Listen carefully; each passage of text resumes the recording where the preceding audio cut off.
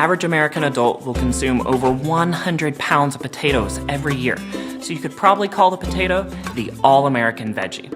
Which is great news because all varieties of potatoes provide many beneficial nutrients. Most notably, potatoes are rich in carbohydrates, which our brain and red blood cells use exclusively as their energy source. This is why for most adults, it's recommended that 45 to 65% of their total calories every day should come from carbohydrates. Carbs are also the primary source of energy during moderate or intense exercise and are a critical nutrient for athletes. In fact, well-trained athletes can store 2 to 3 times more carbs in their muscle than the average adult, which will improve their endurance and performance. But potatoes provide way more nutrition than just carbs.